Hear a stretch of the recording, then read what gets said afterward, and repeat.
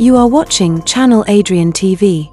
Yo, YouTube, Rumble, Facebook, X. Welcome to another Warriors Origins reaction video. We only have two more videos or two more games to go over before I do the movie reaction. The only two games we have left are the Gramercy Riffs and the Rogues. And the title of this video is The Warriors Origins, the Gramercy Riffs. So let's get into the video.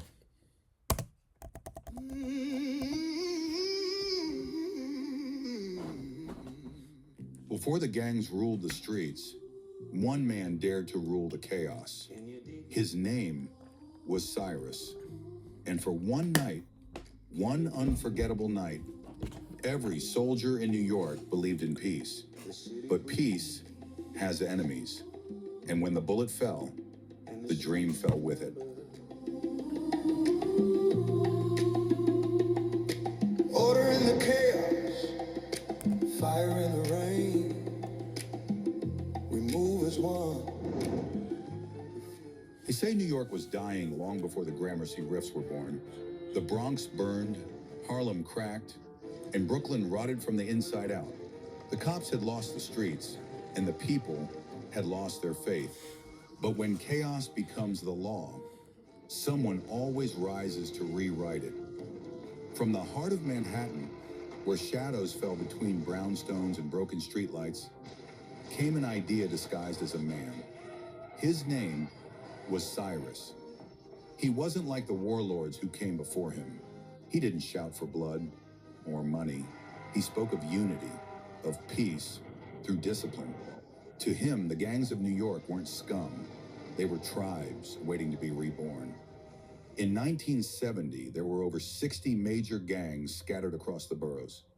Destroyers, Turnbulls, Furies, Boppers, Savage Huns, each carving the city into pieces. But only one dreamed of bringing them all under a single flag, the Gramercy Riffs. The Riffs began as a small brotherhood, martial artists, street philosophers, and ex-brawlers, led by Cyrus's cousin, Masai, a quiet enforcer with eyes like stone. They trained in abandoned warehouses and subway tunnels, not to fight, but to control the fight. They learned order before war. And over time, their code became legend, and Cyrus became its prophet.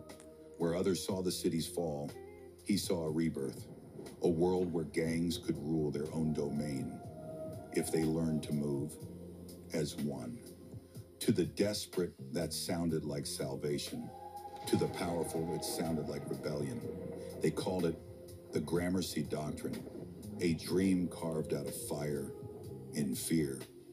And So in other words, what they're pretty much describing is organized crime, which we all know is prevalent in every part of the world. Without order, there is no organized crime. And that's why you continue to see organized crime go on, because some people are confused how all this crime is still going on with police and all the advancements we have in technology, is because organized crime is organized, so there's order. So it could be literally done right underneath your nose in your own neighborhood, in the city, or literally right across the street from you. So that's pretty much what they're discussing, organized crime. Or I should say organized crime with order, because that's how you get it. not with weapons, but with words. Can you dig it? The night that phrase echoed across Van Cortlandt Park, the city held its breath. But before that night, before the shot that shattered everything, came a legend built in silence, the story of how chaos learned to march in step.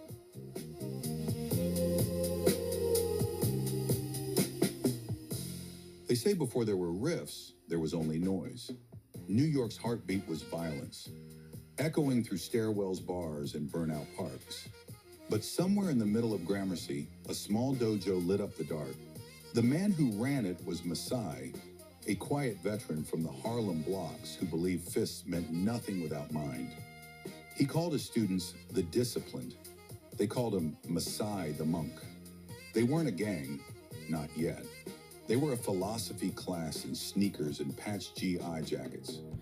And you see that phrase at the very bottom, strength without control is chaos. I completely agree with that statement. And that's why I've always said from the beginning of this series, the Gramercy Riffs, that would probably be the gang if I was to join one, hypothetically. That would be the gang I'll be a part of. Reciting words like unity, loyalty, balance. But when the city started eating itself alive, that dojo became a fortress. The 1977 blackout was the city's breaking point. Looters tore through downtown. Police radio channels went silent. And in the flicker of that chaos, the disciplined became the Riffs. Cyrus was only 21 then, a street poet turned soldier. Masai saw something in him, not power, but faith. Cyrus spoke with rhythm, conviction, in that rare fire that made even killers listen. Where Masai saw discipline, Cyrus saw destiny. He redefined the meaning of gang. No longer a crew, but an army of belief. No longer turf, but territory of the mind. By 1975, the Riffs had grown from 15 to 500. Their symbol, an orange circle within a black sun, was seen as a warning and a promise. They trained in silence. They punished with purpose. They ruled not through fear, but through control. Other gangs mocked their formality until they vanished. One by one, those who mocked the Riffs ended up joining them. The rumor was, if you stood in Gramercy Park after dark, you could hear them training, synchronized, like soldiers of an invisible kingdom. The newspapers called the city's violence a plague, but the Riffs called it preparation. And in that silence, they built an empire of order beneath the skin of chaos. And I know this deals with gangs, so just to frame it in a different point, there's more people that are struggling or middle class, or I'll probably say there are a lot of people in the middle class that are struggling as well. Then you take the elites or the people who are making the most money in this world, there's more of them or people that are suffering than them. But since there's no order, since there's no peace in between cultures and people, that's why the elites or the higher ups or whatever you want to call it continue to run this world and this country. And even though I know this is dealing with gangs, but you can see the parallels between the two, because when people don't have enough resources, they fight for whatever scraps they're given. By 1976, the Gramercy Riffs had stopped being a gang. They were a system, an empire of order, built from the bones of chaos. And at its center stood Cyrus, calm, precise, unbreakable. He wore no jewelry, carried no weapon. But when he spoke, even killers fell silent. They called him the Voice. His sermons weren't about blood or money. They were about numbers. 60,000 soldiers, he said. 60,000 soldiers standing as one. No man, no cop, no army could stop that. And it wasn't fantasy. By 1978, the Riffs commanded loyalty from every borough. From the Boppers to the Hurricanes, every gang paid tribute or respect. And in return, they were left alone. And see what the narrator was just saying, that's pretty much what I was talking about. But to be honest, y'all know I keep it a buck on this channel. I doubt that would ever happen, because too many people are too mentally weak and they don't think and process these things to understand, look, there's more than us than them. If there was some type of unison, if there was some type of order between people from different cultures, from different backgrounds to get things done, I do believe things would be able to change. But unfortunately, people are too clouded by judgment from other people, from other cultures, and the images they are told. So unfortunately, I doubt something like this would ever happen. Now, I'm not talking about it in the gang sense. I'm talking it more about the people, because we always complain about politicians being dirty and not really taking care of the people. But until the people do something about it, it's an ongoing thing and system that's always going to happen. Cyrus built his empire like a general. Masai, his cousin, became his second, head of discipline and recruitment. Beneath them, ranks formed like gears in a machine. Lieutenants, each commanding a sector of the city. Sergeants, who maintained contact with satellite gangs. And scouts, Silent runners, moving messages through the underground. Their income was clean. Gambling halls, music clubs, protection contracts with small businesses the NYPD ignored. To the press, they were invisible. To the street. Okay, now according to this narrator, they were doing it clean, no drugs, and protecting businesses that cops wouldn't go to, in other words, bad areas. So from Cyrus' point of view or the Riffs' point of view, it's more of a uplifting the people, uplifting the area or neighborhood you're from. So yeah, like I said earlier, I definitely would probably ride with the Riffs. They were gods, but not everyone believed in peace. While Cyrus preached unity, the city burned through scandal, the Son of Sam killings, police corruption, protests after the blackout. Fear became the new currency, and the Riffs traded it better than anyone. They began appearing in neighborhoods dressed in orange and black martial uniforms.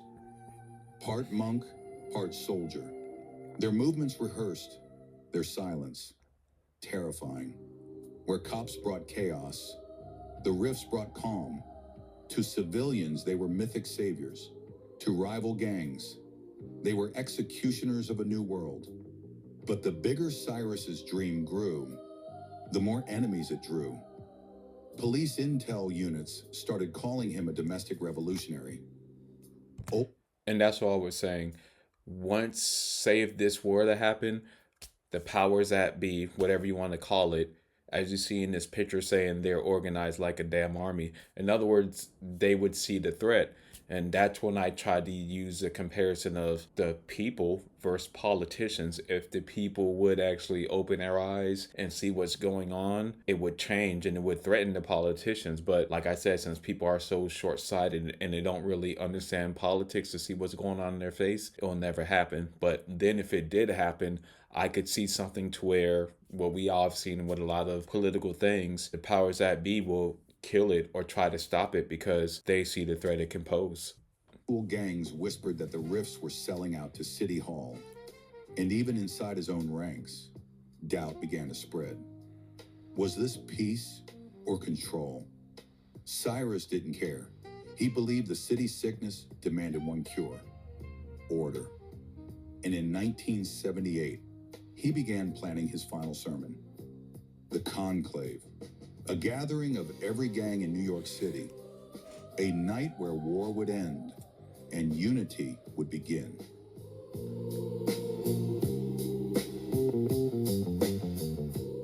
Cyrus and Masai sat together on the roof of an abandoned community center overlooking Gramercy Park. The night was still, one of those rare, breathless New York nights when even the sirens fell silent. Below them, recruits trained in perfect formation, hundreds of silhouettes moving in rhythm, torches flickering like living metronomes. Cyrus watched, pride in his eyes. The machine he'd built was alive. Cyrus, you see it, brother? The city's changing. The chaos is learning to listen. Masai didn't answer right away. His gaze stayed fixed on the men below.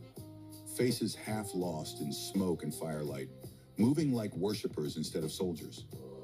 Masai, they're listening, yeah, but not all of them understand. Discipline and devotion ain't the same thing. Cyrus smiled faintly, then placed a hand on his brother's shoulder. Cyrus, that's why I need you to watch when I can't. Masai nodded, silent, then reached into his coat pocket, pulling out a pair of dark-lensed sunglasses. Cheap, military surplus, the kind used by men who worked in shadows. He turned them in his hands for a long time. Masai, man can't see everything clear. Sometimes the light blinds more than it shows. He slid the shades on. Under the flickering torchlight, they looked almost ceremonial, like armor for the soul. From that night on, he never took them off in public. And Real Reels, that's a dope touch, because if you did see the original Warriors movie, you always notice how Masai always had those sunglasses on. So from that, that's how you figure out why he wore his sunglasses. In other words, it was a metaphoric meaning. In other words, see what I can't see. And then he said, well, you can't see everything through the light. So he's wearing shades to kind of see through the light, if you will. became his mask, the barrier between belief and doubt, faith and protection. Behind the glass, no one could read him. Behind the glass, Masai became the guardian of the prophet.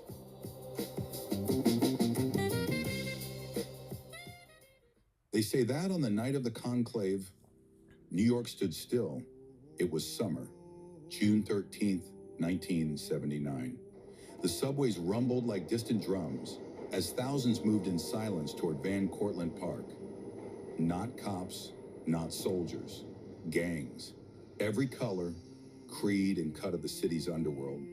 From Harlem to the Bronx, from Brooklyn to Coney Island, all walking as one. The numbers were biblical. 60,000 soldiers, just as Cyrus had promised. No weapons, no fighting, only the sound of footsteps and breathing. Masai moved through the crowd like a general inspecting his ranks. Calm, unreadable, making sure no crew broke the truce. Above the park, torchlight flickered against graffiti banners that read, "Can you dig it?" And when Cyrus stepped up to speak, the city itself seemed to hold its breath. He raised his hands, palms open to the sky. No microphone, no megaphone, just voice. Can you count, suckers?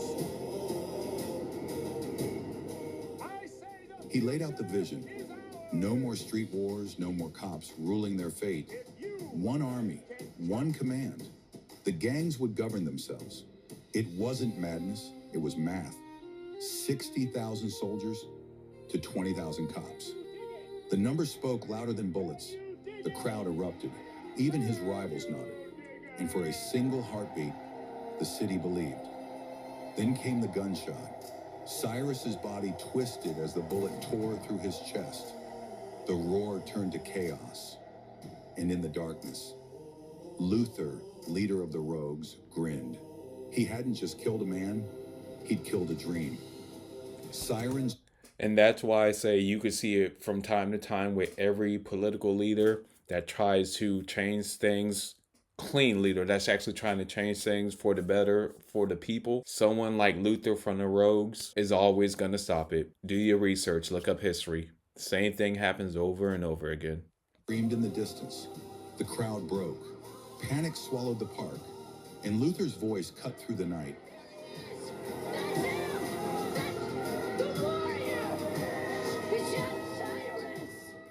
Just like that, the truce shattered.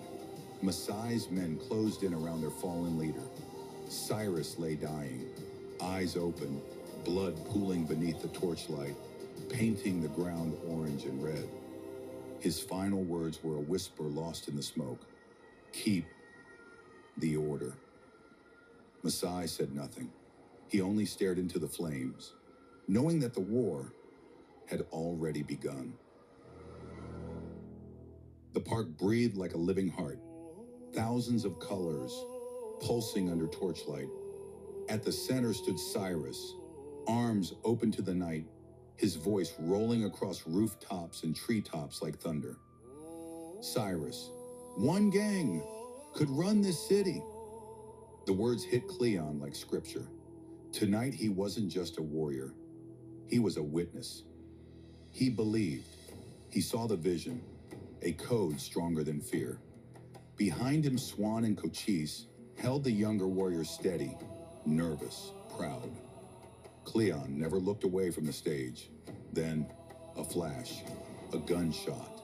It shattered the rhythm of the crowd. Cyrus jerked.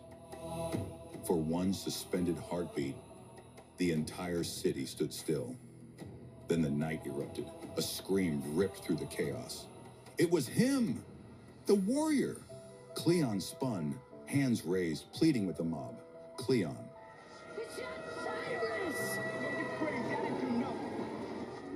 But the Riffs were already moving. A tidal wave of orange robes, surging like wildfire. Masai's lieutenants hit first. Fists, fury, devotion, blindness. Cleon tried to speak, tried to reach them. And the first blow smashed into his jaw. He hit the ground. Boots, fists, rage. His vest split open in the dirt. His voice vanished beneath the roar of the crowd. In his final flicker of sight, he saw Cyrus lifted above the mob, not as a leader, but as a martyr. Cleon smiled through blood. One word left, one truth. Together. The lights of the conclave sputtered, then died, and in their holy confusion, the Riffs destroyed the only man who still believed.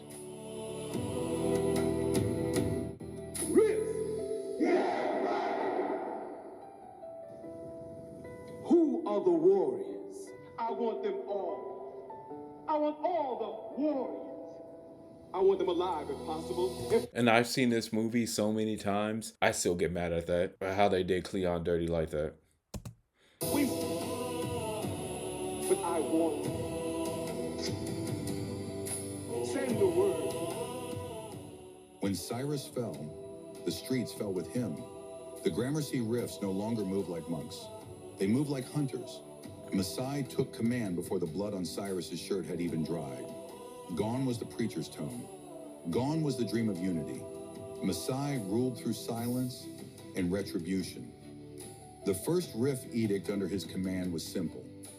Find the killers, no mercy within hours. The bounty spread like wildfire. The Riffs called every gang in the city to arms. Posters, whispers, coded graffiti, all carrying one message. The warriors did it. It wasn't about proof, it was about control. Masai knew the truth might never matter. What mattered was fear. He turned the Riffs network into an intelligence machine. Scouts became spies. Lieutenants became executioners. Smaller gangs began to vanish. Some for hesitation, others for doubt. Even within the Riffs, the balance began to crack. Cyrus had ruled with faith. Masai ruled with fear. His sharpest lieutenant, a strategist named Jonah Cypher Bell, began to question the mission. And that's why when people often talk about leadership, they say you have to have a juggle of both. You have to have that peace, that softness, being able to be a great orator to convey your message without threatening people. And also you do need that side of fear so people respect you, not to cross you. So Messiah and Cyrus were perfect for each other, you know, the perfect yin and yang. But since Cyrus was shot and Messiah is such a force, domination, fear type of person, it's gonna rub a majority of people the wrong way. Cypher, the real enemy, wasn't the warriors. It was the fracture of faith. He traced the whispers, stories that pointed to the rogues. But Masai wouldn't listen.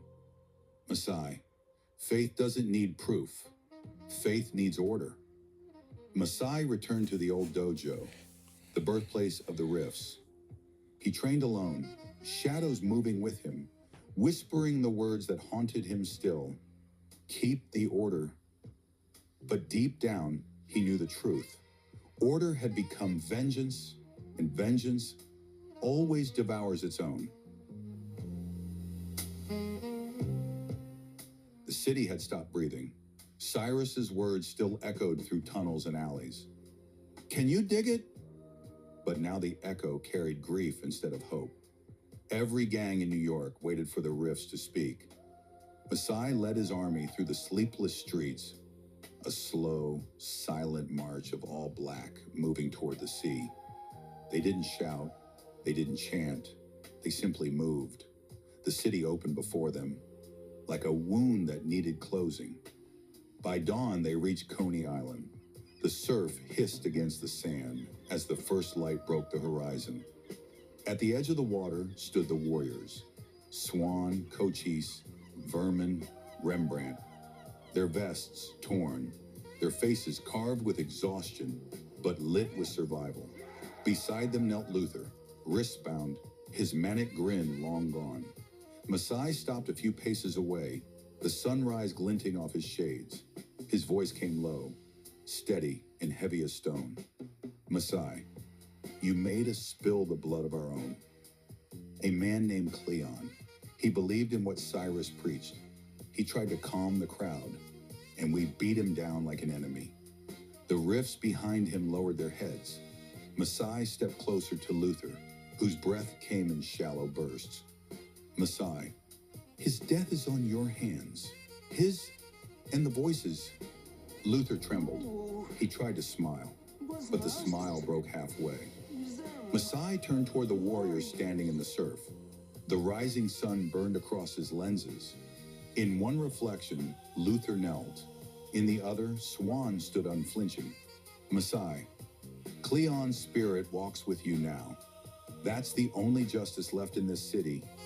He faced the sea again. Masai, the Riffs say the warriors are good.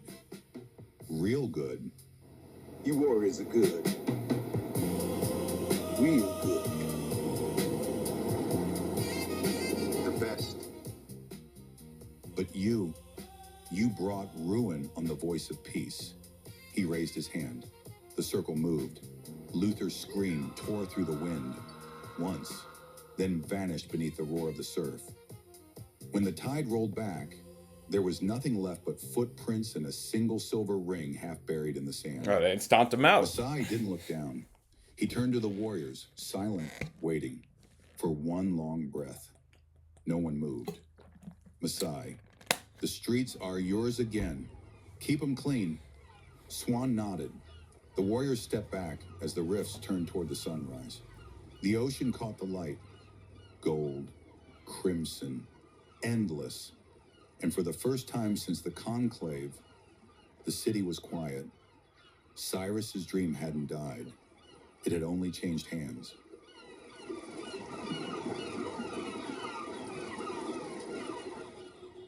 They say that when the dust finally settled, New York didn't remember the truth, only the feeling. Cyrus became legend. His words turned into graffiti hymns. His vision, whispered in alleyways, painted on train cars, echoed in songs sung by ghosts.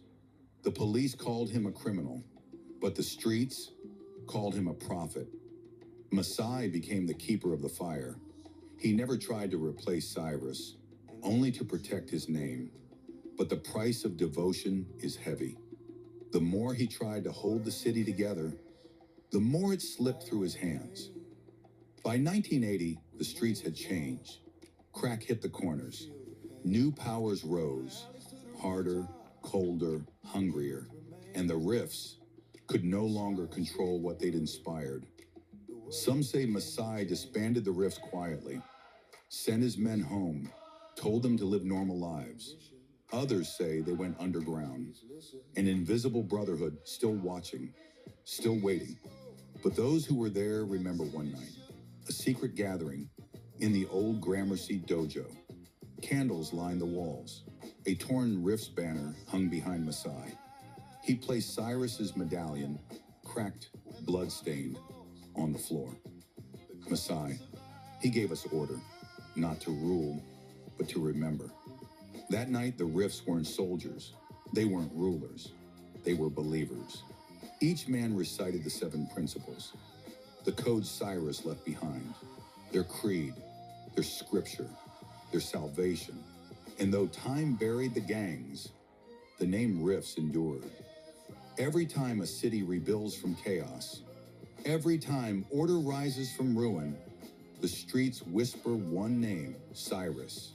If you believe stories like this still matter, legends of unity, loyalty, and the fight for something bigger than yourself, hit that like button, subscribe, and tell me which gang story you want uncovered next.